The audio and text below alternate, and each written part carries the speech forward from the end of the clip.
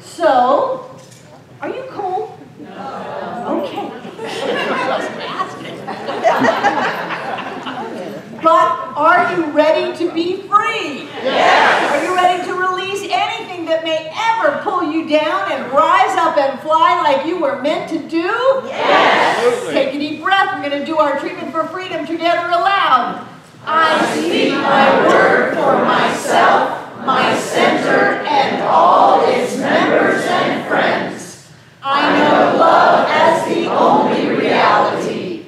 I am created out of love. Love is what I am.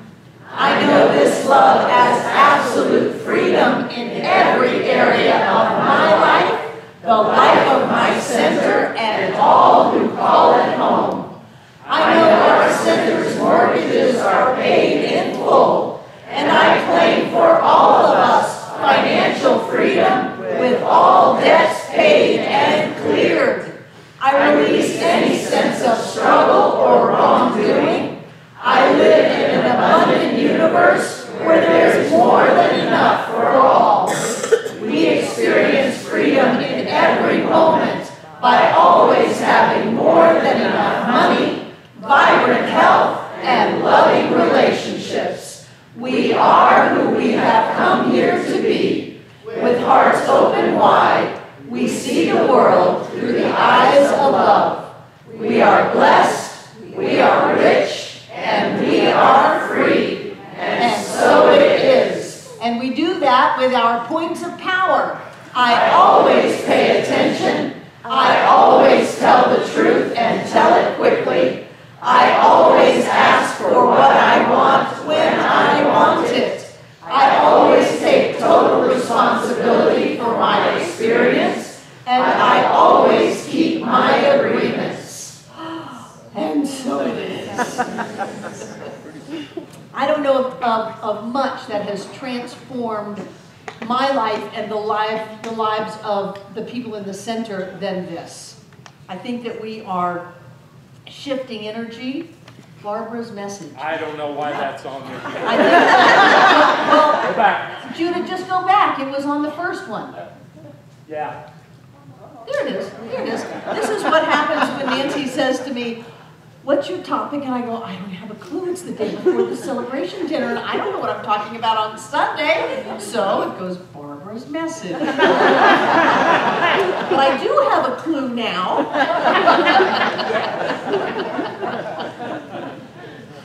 This started actually last week when I was speaking with one of my colleagues, and we were having a conversation on requirements for ordination. When someone goes into ministry, they go through school, they get licensed, and then it's a process to move through to ordination. That's why we were so excited with Reverend Steve when he passed his panels a couple of weeks ago. We're going to do that on a Sunday morning pretty soon.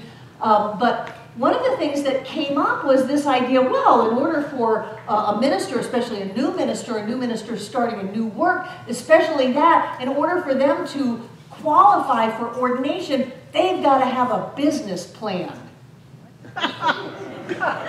Really? They said yes, because that allows them to get clear, and then they impress that onto mind through law, and it manifests in their life.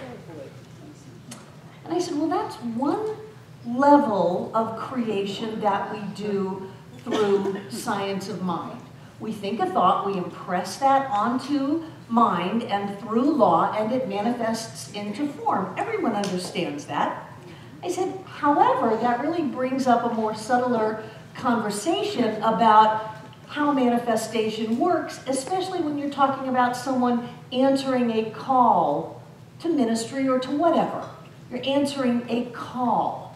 I said, and most people that I know in that state are going to be open to the guidance, open to their intuition, open to their inner knowing, and that it's going to take the form of going wherever they need to go and doing whatever it is they need to do to bring that calling into form, more than a business plan on some paper. Now, I'm not totally loved and supported by my colleagues because I say things like that. And then there was some silence, and so we just kind of moved on. But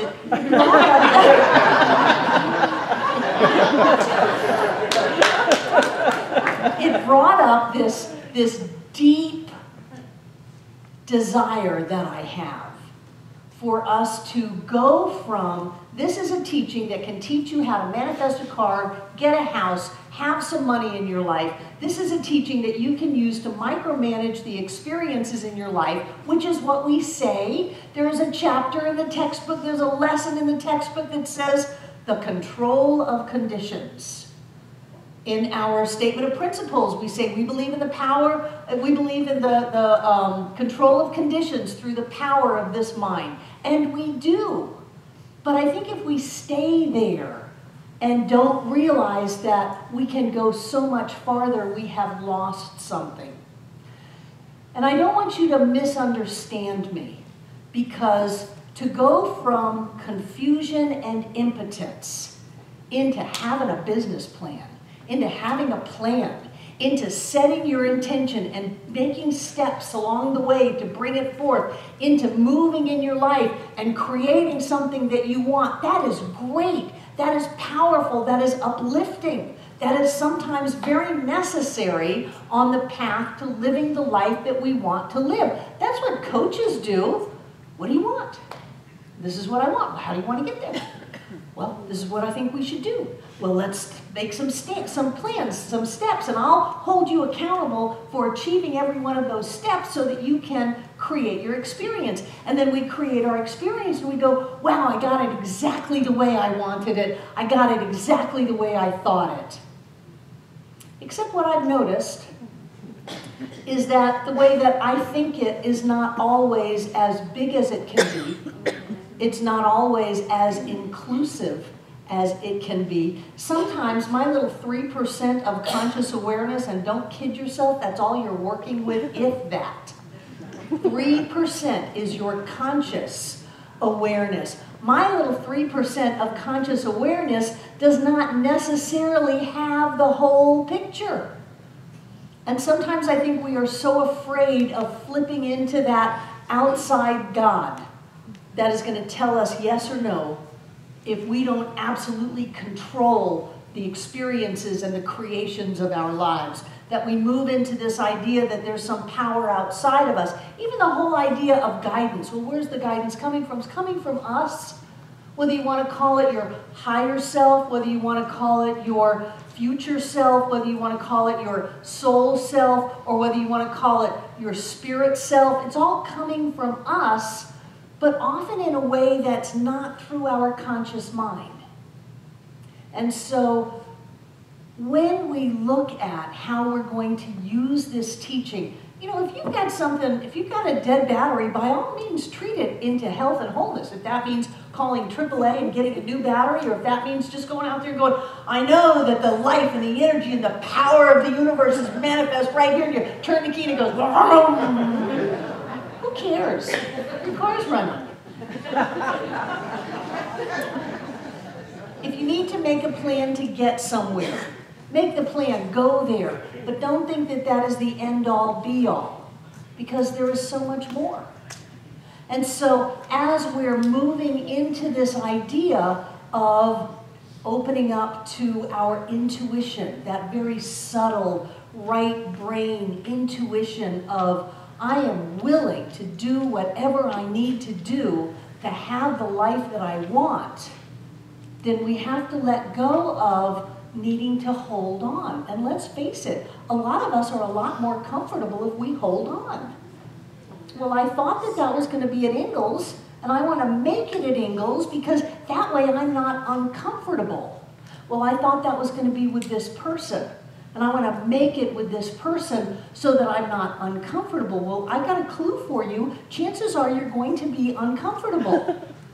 The whole letting go process is not comfortable.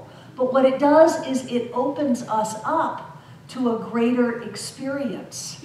So as we use the tools of manifestation and creation when they're appropriate to use, let's not forget about stepping into that other realm where we trust that there is a higher self, a future self, a spirit self in us that actually has the whole picture. I like to see it as the future Barbara. And the future Barbara has already worked out all the problems and it's all done and everything's great. And future Barbara is standing over here and, current day Barbara is going, oh God, I don't know what to do. Oh, jeez. I would like a sign. I don't know what to do. Well, I'm going to treat that this works out and I'm just, and future Barbara's over here going, oh, sweetie, come on, just take my hand. It's all handled. It's all done. It's okay. And current day Barbara goes over here and goes, oh, thank you. And I can relax and I can let it go. And I can watch things happen in ways that maybe I didn't know they were going to happen. And maybe they are a little uncomfortable, but that's life. So this idea of primary and secondary causation, those of you who took Troward, you know what I'm talking about. Everybody else breathe. Thomas Troward says that if you allow the fulfillment of your purpose to be contingent upon any person, place, or thing, then you have descended to the level of secondary causation, and that's the level of doubt, fear, and limitation. So if you allow the fulfillment of who you are in the world to be based on anybody else, anywhere else, or anything, down you go into the level of doubt, fear, and limitation. And if you're in the level of doubt, fear, and limitation, this current day Barbara, secondary causation, I'd really like to see it in form. If you're in the level of doubt, fear, and limitation, what you can do is say, nobody directs my life but me. I don't care what happens on the outside. It is all about what happens within me, and I can rise up in consciousness and trust that everything is unfolding for my greatest good. So that takes me to my topic. What do we really want, or what we really want? If I'm upset about something at the level of the world of effect, if I'm upset about something at the level of secondary causation, well, I can't be comfortable because this person hasn't done this, or I can't do what is mine to do because this thing is not in place, money, career, whatever, then what do I really want? I want to be who I've come here to be. I want to be a spiritual being on planet Earth. I want to shed my light. I want to uplift. I want to inspire. And that has nothing to do with the circumstances in my life. So if I find myself in doubt, fear, or limitation, I'm dealing at a lower level. I'm dealing at kind of a petty level, spiritually speaking. And that's my opportunity to rise up and trust that there is something that is saying, oh, honey, everything's okay. All you need to do is just relax and watch it show up. And your job is to work on your head, to keep your heart open, to stay clear, as Abraham would say, to vibrate in the vortex, to be that point of mental causation that allows everything to unfold. That's our job. And then watch how the outer shifts. John and I had a great opportunity to do that a couple of weeks ago. Some of you know that we were looking for some property in Florida. We found this great piece of property 2 blocks off of the ocean. We had it surveyed. We have plans to build a geodesic dome on it because the hurricanes come and there's nothing to blow away in a geodesic dome. They're perfect. And we went down, we have a commitment to being debt-free, so we liquidated a number of our assets to go pay cash for this. Wired all of the money down to the title company, went down, sat down at the closing table, signed all the papers. Only at the last second for the owner of the title company to come back and say, we always do a last-second title search. And while the first one came back clear, this one has an IRS loan, IRS lien on it on the estate of your deceased husband and his business. Thank you. Thank you, because every door that closes only allows me to look around for the open one. I'm old enough now to be grateful for every closed door. And rather than go into, oh, but I thought it was going to look like this, and I thought it was going to be exactly here, and I thought that, my God, we paid cash for it. Holy moly, they got our money. Everything has been signed. This is supposed to be this way. I'm uncomfortable. Rather than going there, we looked at each other and smiled, said a prayer of gratitude for always being divinely guided and directed, uplifted and inspired. So that wherever it is that we are supposed to be, frankly, I think maybe we will just stay here until we keel over. If I'm going to go, I think I'll go right here on this stage.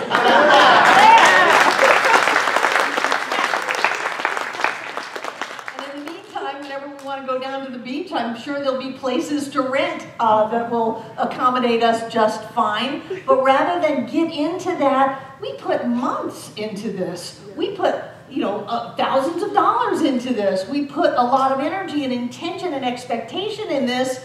Rather than do this, we say, what do we really want? We want to be able to go relax. And John and I love the beach. Nothing's stopping us from that. We want to live our lives in balance. That's why I bought my new car, the Chevy Equinox. I literally bought it. We were looking at the Ford Escape. I said, I don't want to escape. I want balance. So we got the Equinox because it's in balance. We want to live our lives in balance. John wants to be able to write. I want to be in service. I want to embrace this teaching. I want to live it with every fiber of my being. That's got nothing to do with what my plan was. It's got nothing to do with that. What I know is who I am and what is mine to do. And when I trust that all of that is unfolding in the greatest good for everything and everywhere and everyone, then the outer must unfold into that. It's all levels of creation. If we want to be at peace, we must stop expecting other people's violence to affect our peace. If we want to be at peace, we have to stay at peace, no matter what. If we want to love, we have to stop expecting other people to love the way we think they should love. We have to love no matter what. If we want to be who we have come here to be, we must stop waiting for the outer circumstances to make it all nice and pretty and easy, and just start right where we are, being the amazing God being that we have come to planet Earth to be. I believe that we are ushering in a new age, and nothing that I see or hear about will deter me from that belief and that faith in me, in you, in all of humanity, and so it is.